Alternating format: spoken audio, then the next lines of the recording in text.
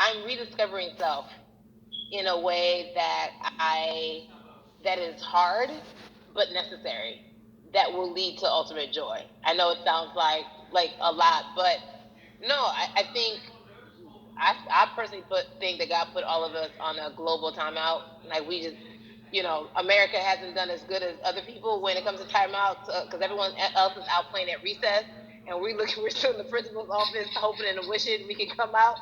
But I think that if we settle into the timeout and really learn the lesson that we're supposed to learn from the season, I think we'll emerge better. We'll learn how to play well with others in more ways than one.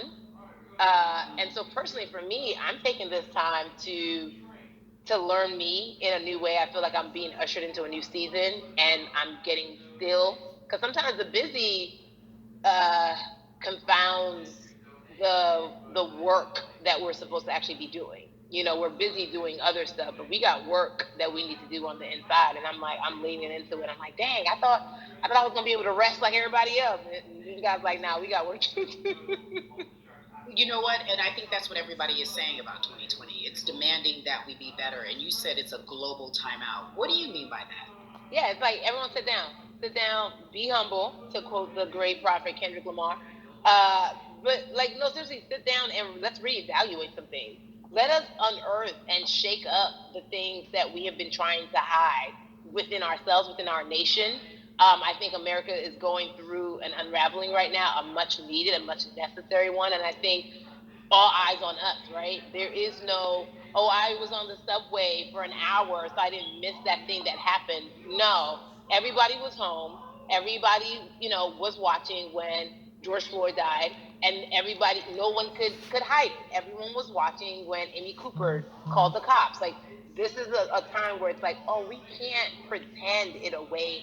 We can't excuse it away. No, no, no, no, no. It's a global timeout. Sit down, watch, and let's learn. And globally, it's like, hey, we were going business as usual, but it ain't usual no more. Like that's old. Anytime change occurs, it's very uncomfortable. And so right now we're sitting with we're getting we're getting comfortable with the uncomfortable. The minorities, we've been comfortable with being uncomfortable, because that to me explains just the existence for whatever we want to do, how we break into our careers, how we live our lives, how we find ourselves one of the few or one of the first. And that's a lonely road. When you look at, and when you talk about this global timeout, everybody had to pay attention to Amy Cooper. Everyone had to pay attention to George Floyd. How is that helping us as a people, as a country, during our global timeout? I think, well, one, we're not minorities, Carrie. You already know it. It's like these labels that they put on us. It's like the same way of saying like black on black violence. Also, there's no white on white violence. It's branding. Yeah, right. It's all branding. You're right.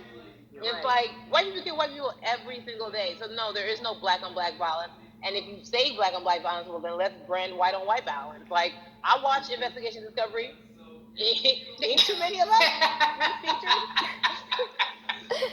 Oh my god. So, I just even like, to answer your question, what does that do? I think what everyone expected is what has happened in the past when the world was still open, right? In that, okay, you had everyone,